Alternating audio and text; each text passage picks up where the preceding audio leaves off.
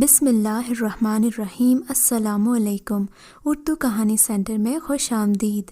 آج کے اس ویڈیو میں آپ کو ایک معصوم لڑکی کے اوپر بیتی دکھ بھری سچی کہانی سنانے چاہ رہی ہوں، لیکن کہانی سنانے سے پہلے نئے آنے والوں سے گزارش ہے کہ اردو کہانی سینٹر کو سبسکرائب کیجیے اور ہماری ویڈیو سب سے پہلے دیکھنے کے لیے بیل آئیکن کو کلک کیجیے۔ چلیے شروع کرتے ہیں کہانی۔ آج شارجہ کی گلیوں میں رات کے 12 بجے بے مقصد گھومتے ہوئے مجھے آج سے 4 سال پہلے کا وقت یاد آ گیا۔ اس سفر میں پہلے بھی کوئی ہم سفر تو نہ تھا، مگر اس وقت میں اور آج کے وقت میں بہت فرق ہے۔ یہ کہانی خاص ان مرد حضرات کے لیے ہے جو کمانے کے چکر میں کئی سال بیرون ملک گزار دیتے ہیں اور اپنے گھر والوں کو ہر خوشی دینے کی کوشش کرتے ہیں۔ آج کی یہ کہانی ایسی ہی ہے۔ آج سے 3 سال پہلے کی بات ہے جب امی نے مجھے بتایا کہ ان کے میکے سے کسی شادی کا دعوت نامہ آیا ہے۔ ہم سب گھر والوں کو اس شادی میں شرکت کرنا تھی۔ میں عموماً شادیوں میں نہیں جاتا تھا، مگر میری بڑی بہن کے پیپرز ہو رہے تھے، اس لیے گھر میں ابو کو لازماً رکنا تھا تاکہ وہ بہن کو وقت پر کالج چھوڑ سکیں اور واپسی پر بھی اسے لیتے آئیں۔ ویسے بھی بابا کا آفس کم ہی بند ہوتا تھا، انہیں چھٹیاں اس قدر تو نہیں ملتی تھیں کہ وہ 10-15 دن کے لیے کسی شادی میں جا سکیں۔ سو مجھے اور امی کو ہی جانا پڑا، کیونکہ وہ ہمارے بھی قریبی عزیز تھے اور ہمیں ان کی طرف گئے ہوئے کافی عرصہ ہو گیا تھا۔ یہ امی کے پھوپھی زاد بھائی کی شادی تھی، کیونکہ میں لڑکے والوں میں شامل تھا جن کی ایک تو خاصی آؤ بھگت کی جا رہی تھی، اور دوسرا یہ کہ ہم لڑکوں نے خوب ہلا گلا کیا تھا۔ جب بارات لڑکی والوں کے گھر پہنچی تو وہاں بارات آ گئی کا شور سا مچا۔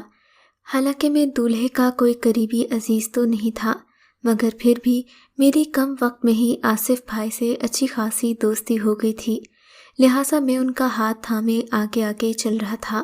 ہم دونوں چلتے ہوئے سیج کے پاس پہنچے تو وہاں عروسی لباس میں ملبوس ایک لڑکی بیٹھی تھی۔ پہلی بار کسی کو دیکھ کر میرا دل بے ترتیب انداز میں دھڑکا تھا۔ حالانکہ میں جانتا تھا کہ آصف کی شادی ہے، مگر پھر بھی دل پر کسی کا اختیار نہیں ہے۔ بلا شبہ لڑکی عروسی لباس میں ملبوس تھی، اور کچھ کمال تو اس ماحول کا بھی تھا، مگر اس بات کا اعتراف کرنا بھی ضروری تھا کہ وہ خود بھی قدرتی حسن سے مالا مال تھی۔ سیکنڈ کے 1000ویں حصے میں جیسے محویت سے میں اسے دیکھ رہا تھا، لگتا تھا کہ وقت جیسے تھم گیا ہو۔ اچانک ہی جب لڑکی کو ہماری موجودگی کا احساس ہوا تو وہ کھٹاک سے کھڑی ہو گئی۔ اس نے اپنی گوری گوری کلائیاں آصف بھائی کے آگے کی اور بولی، لائیے آصف بھائی، نیلے نیلے نوٹ میرے ہاتھوں پر رکھ دیں، ورنہ آپ کی مراد پوری نہیں ہونے والی۔ وہ شوخ چنچل سی لڑکی آصف سے پیسوں کی ڈیمانڈ کر رہی تھی۔ یقیناً وہ دلہن تو نہیں تھی، بلکہ دلہن کی کوئی سہیلی یا رشتہ دار تھی۔ دلہن ہوتی تو اتنی بے فکری سے کھل کر باتیں نہ کرتی، مگر اس پر دلہنوں سے بھی زیادہ روپ چڑھا تھا۔ آصف ذرا سنجیدہ مزاج کا مالک تھا۔ اس نے لڑکی کا ہاتھ چٹکا اور صوفے پر بیٹھنے کی کوشش کی، مگر اس سے پہلے کہ وہ بیٹھتا، لڑکی جھٹ سے بیٹھ گئی اور بولی، آصف بھائی، میں آپ کو یہاں نہیں بیٹھنے دوں گی جب تک آپ نے میرے پیسے نہیں ادا کیے۔ یہاں بیٹھنے کا سوال پیدا نہیں ہوتا، اور آپ بیٹھ بھی گئے تو میں آپ ہی کو لے کر نہیں آؤں گی۔ میں نے نظر گھما کر دیکھا تو دلہن ابھی تک نہیں آئی تھی، شاید اسی لیے مجھے اس لڑکی پر دلہن ہونے کا گمان ہوا تھا۔ میں نے اس لڑکی کی شوخی دیکھی تو جیب میں ہاتھ ڈالا، 1000 کے 5 نوٹ نکالے اور اس کی طرف بڑھا دیے۔ میرا خیال تھا کہ وہ نوٹ خوشی خوشی لے لے گی، مگر وہ منہ چڑھا کر بولی، ارے نہیں، میں نے آپ سے تھوڑی مانگے ہیں۔ آصف بھائی پیسے دیں گے تو ٹھیک ہے، ورنہ میں بھی یہاں سے کہیں نہیں جانے والی۔ مجبوراً آصف نے 500 کے 4 نوٹ اس کے ہاتھ پر رکھ دیے، جو اس نے خوشی خوشی لے لیے اور پھر کمرے کی طرف بھاگ گئی۔ ساری لڑکیاں اس پر ہنسنے لگیں۔ میں نے سنا تھا کہ سوگوار حسن خوبصورت ہوتا ہے، مگر آج پہلی بار دیکھا تھا کہ حسن اگر شوخ بھی ہو تو گہری جھیل میں بھی تحریک پیدا کر دیتا ہے۔ مگر مجھے کیا معلوم تھا کہ اس دشمن جاں کی یہی شوخی میرے حسن و ملال کی وجہ بن جائے گا۔ اس دن شادی کی تقریب میں سمرین کو دل دے بیٹھا، مگر نہ جانے کیوں شادی میں موجود خواتین سمرین سے کچھ اچھے انداز میں نہیں مل رہی تھیں۔ سبھی اس سے کھچی کھچی ہوئی تھی، جبکہ اسے ہنستا دیکھ کر लड़कियां खामोश हो जाती और एक दूसरे के मुंह तकती। मुझे उनकी ये बातें बहुत नागवार गुजरी। मैं बैरून मुल्क से पढ़कर आया था। मुझे लड़कियों का शौक होना और उनका पुरएतमाद होना ही बहाता था।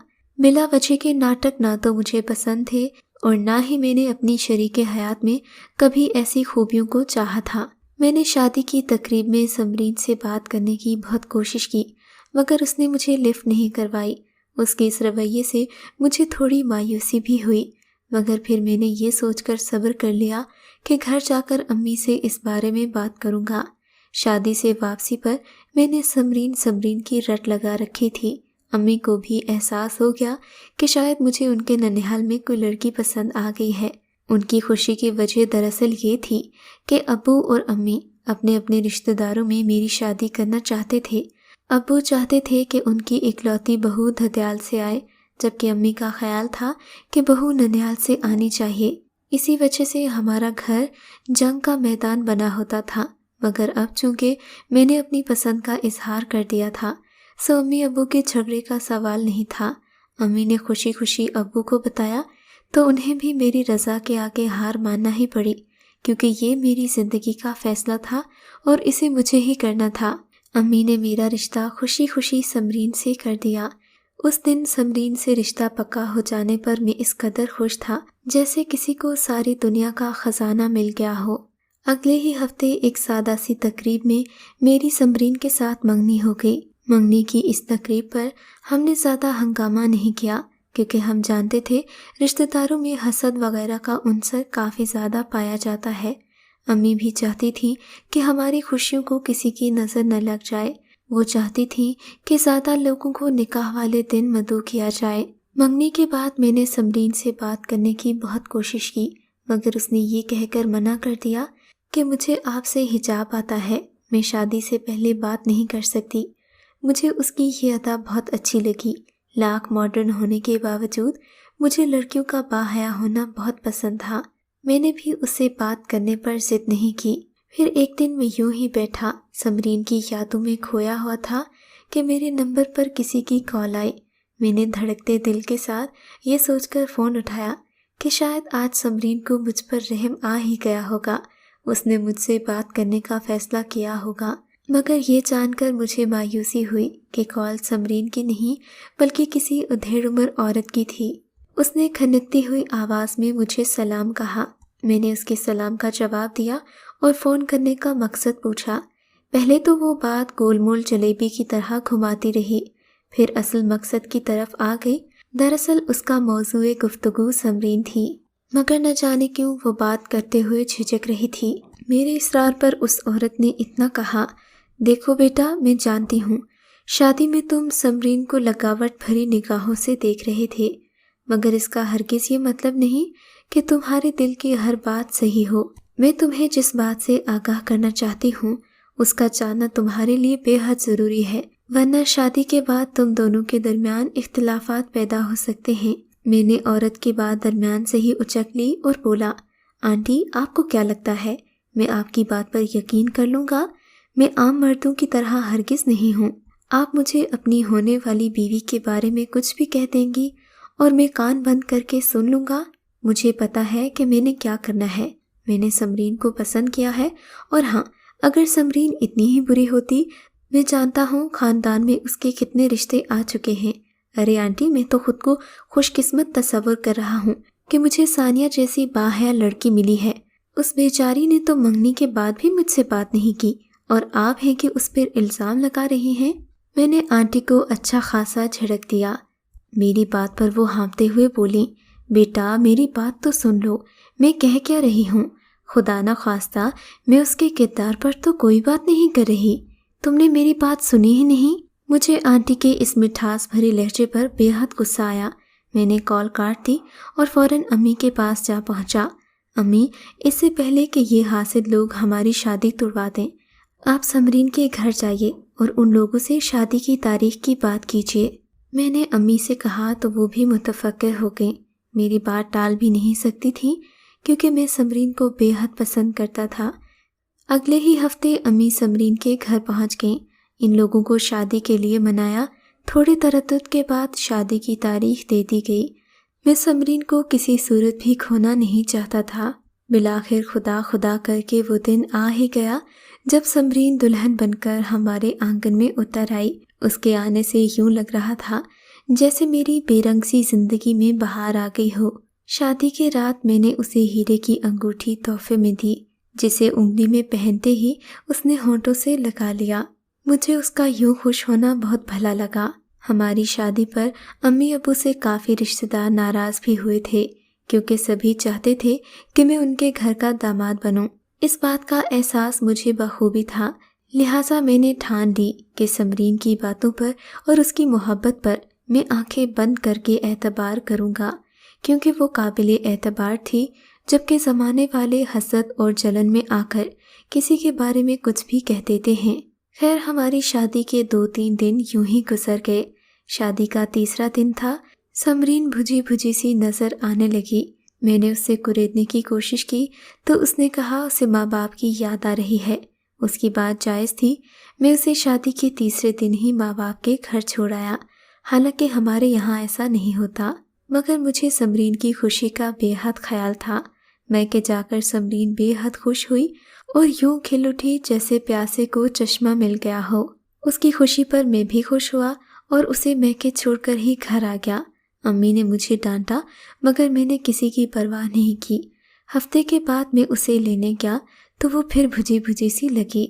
उसकी उदासी पर मुझे हैरत हुई, मगर मैंने उसका बचपना समझकर नज़रअंदाज कर दिया। ससुराल आकर भी लाख कोशिशों के बावजूद मैं उसे खुश नहीं कर सका। फिर एक दिन मुझे परेशानी का हल सूझा। मैं एक लोकल ट्रैवलिंग एजेंसी के पास गया, होटल वगैरह बुक करवाए और टिकट लेकर घर आ गया। मैंने सोचा था कि मेरी इस बात पर समरीन बेहद खुश होगी। मैंने स्वात में 15 दिन के लिए अपने क़याम का बंदोबस्त किया था, ताकि हम अपना हनीमून स्वात की हसीन वादियों में गुजार सकें। मगर मेरी इस कोशिश पर भी समरीन खुश नहीं हुई। मैं हैरान भी था और परेशान भी कि समरीन जैसी खुशमिजाज लड़की को आखिर कौन सा गम खाए जा रहा है कि उसकी हंसी ही छिन गई। हालांकि मैं उसकी हंसी पर ही उसे दिल दे बैठा था। खैर, ये हालत चंद दिन ही रही। उसके बाद समरीन दोबारा नॉर्मल हो गई। मैं भी खुश था कि चलो समरीन का ससुराल में दिल लग गया। मगर अब मेरे जाने का वक्त आ गया था। मेरी छुट्टी चंद दिन की रह गई थी, फिर मुझे दोबारा ड्यूटी पर जाना था। मैंने समरीन के कागजात बनवाए ताकि अगली बार जब आऊँ तो उसे भी साथ ले जा सकूं। समरीन ने खुशी खुशी मुझे अपने कागजात थमा दिए। 3 दिन बाद उसने मुझे अलविदा किया। घर वाले उदास थे। समरीन की आंखों में भी उदासी छलक रही थी। बिलाखिर मैं परदेस आ गया। यहाँ आकर मेरा दिल बिल्कुल किसी चीज़ में नहीं लग रहा था। शादी के 1 माह बाद ही मैं अपनी खूबसूरत और नई नवेली दुल्हन को छोड़कर परदेस की सख्तियाँ झेलने पर मजबूर था। यहाँ दिन रात की मेहनत ने शादी की सारी खुशी थकावट में बदल दी। खैर, घर वालों के लिए मेहनत करना भी ज़रूरी था। जब मैं शाम को थक हार कर अपने कमरे में आता तो मैं समरीन को वीडियो कॉल करता। उसकी एक मुस्कुराहट मेरे सारे दिन की थकावट उतार देती। उसे देखकर समरीन की सूरत में मुझे अपना मुस्तकबिल मुकम्मल नज़र आता था।